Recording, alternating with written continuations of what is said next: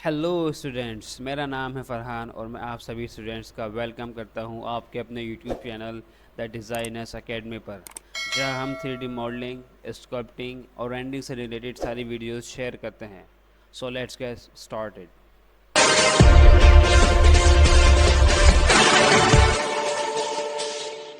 ठीक है, आज की क्लास में हम बात करेंगे रीबिल्ड के बारे में।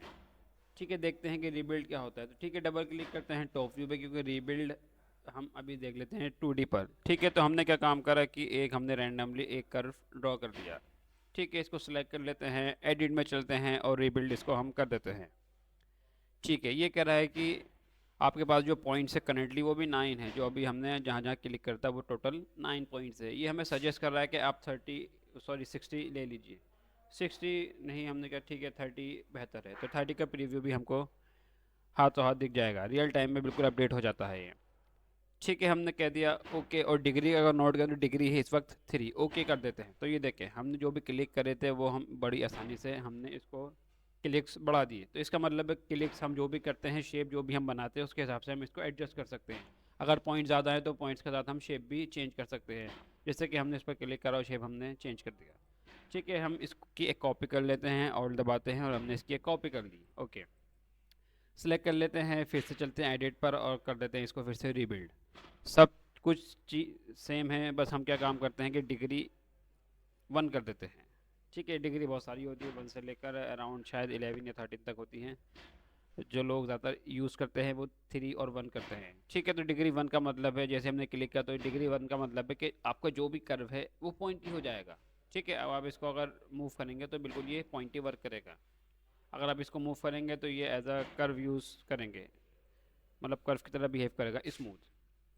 इसका मतलब ये है कि अगर मैं यहाँ से एक स्टार ड्रॉ कर लेता हूँ, जो कि हमने अपनी प्रीवियस वीडियो में आपको बताया था 2D के बारे में। अगर आपने प्रैक्टिस नहीं करी है तो पहले प्रैक्टिस कर लीजिए इसकी। ठीक है, तो हम चलते हैं और हमने इसकी साइड्स कर दी 30 और हमने ना एक स्टार ड्रॉ कर दिया। तो देखिए बड़ा पॉइंट ही है, तो हमने इसको सेलेक्ट करा, टाइप करा रीबिल्ड, रीबिल्ड कर लेते हैं और हमने कहा डिग्री जो हमको चाहिए वो इस वक्त हमको चाहिए 3। 3 का मतलब है स्मूथ, और पॉइंट्स हमको चाहिए लगभग 300। तो ये देखें 300 के हिसाब से आ गए। अब हम एडजस्ट कर लेते हैं अपने हिसाब से। हमने कहा ठीक है, अगर हम इसको 150 पर चेक करें तो कैसा रहेगा, तो ये ऐसा आ जाएगा। ओके कर देते हैं। तो ये देखें बड़ा इजीली हमने इसको चेंज कर दिया स्मूथली। ठीक है, इसको हम सेलेक्ट कर लेते हैं। अगर आपको एक्सट्रूड कमांड यूज़ करनी है तो इसके ऊपर आप एक्सट्रूड लगा दीजिए और ये एज अ गियर वर्क कर जाएगा।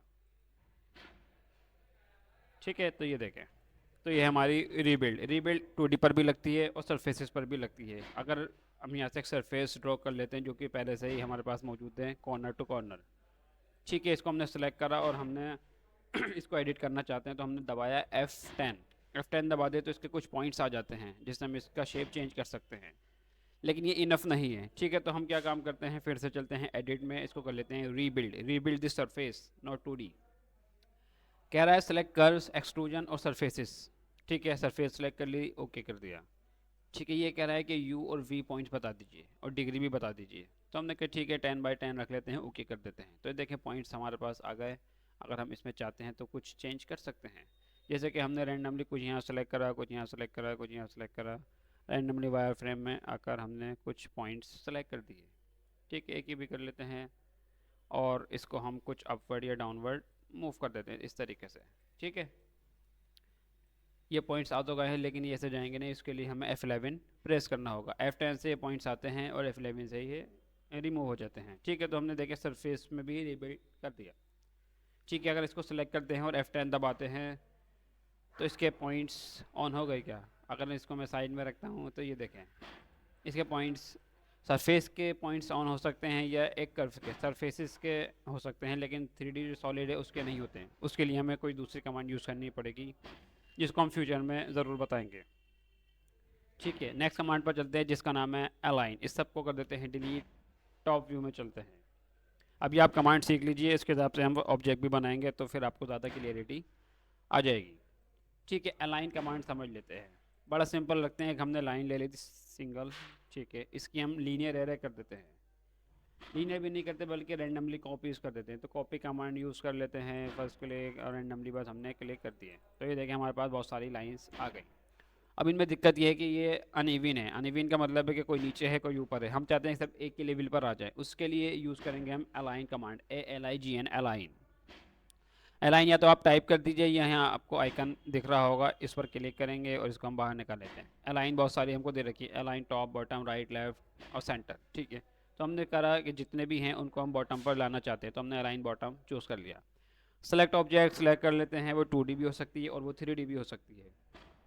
प्रेस एंटर, एंटर कर देते हैं।